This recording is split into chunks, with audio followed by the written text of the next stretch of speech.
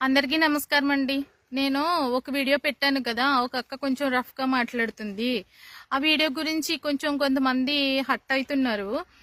అయితే నేనేం చెప్పాలనుకుంటున్నానంటే, ఇప్పుడు అధికార పార్టీ నాయకుల్ని ఎవరైనా ఇంత మాట అంటేనే కేసులు పెట్టేసి నానా రకాలుగా హింసించేసి వాళ్ళకి జీవితం అంటేనే విరక్తి వచ్చేసేలాగా చేస్తున్నారు. అది ఆడవాళ్ళనైనా సరే కానీ మగవాళ్ళనైనా సరే కానీ ఆడవాళ్ళు అని చెప్పేసేసి కూడా కనికారం లేకుండా ఇష్టానుసారంగా ప్రవర్తిస్తున్నారు ఇప్పుడున్న ప్రభుత్వ నాయకులు, ప్రభుత్వ ఉద్యోగులు కూడా.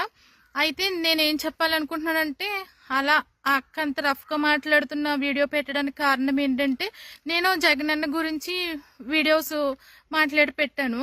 అయితే దాని కింద చాలా చండాలంగా దారుణంగా కామెంట్స్ చేస్తున్నారు. అదే జనసేన పార్టీ గ్రామ శాఖ మాట. అయితే నాది ఏంటంటే, ఇప్పుడు నేను చెప్పేది, మీ నాయకుల్ని మేము కొంచెం చెయ్యలేని వాటిని మేము ప్రశ్నిస్తుంటేనే మీకు బాధ వచ్చేసి మీ మనోభావాలు దెబ్బతినేస్తుంటే, మరి మీ నాయకుడు మీకు ఎలాగ దేవుడో మా నాయకుడు మాకు కూడా అలాగే దేవుడు కదా. మరి మా నాయకుడిని మీరు బట్టలు లేకుండా జైల్లో నుంచోబెట్టినట్లు ఫొటోస్ పెడితే మాకు మనోభావాలు లేవా? మా మనోభావాలు దెబ్బతినవా?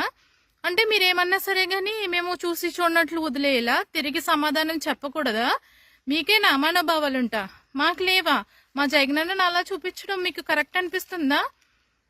ఈ పార్టీ కనుక అధికారంలో ఉన్న పార్టీ ఇచ్చిన హామీలు నెరవేర్చకుండా రేపన్న రోజున రోడ్డు మీదకి వెళ్ళి ఓట్లు అడగడానికి వెళ్ళిన ప్రతి నాయకుడికి కూడా చీరలు కట్టి గాజులేసి పంపిస్తారు ప్రజలు. జాగ్రత్త, అర్థమవుతుందా? మా నాయకుడిని మీరేంటి అలా చూపించేది? మీ గట్స్ ఉంటే కనుక సింగిల్గా పోటీ చేసి మీరేంటి అనేది ప్రూవ్ చేసుకోండి. మేము ప్రశ్నిస్తుంటే మాకు ఇలాంటి కౌంటర్లు వేస్తారా? ఇలాంటి మాటలు పెడతారా? ఇష్టానుసారంగా మీద నడుస్తుందా రాజ్యం?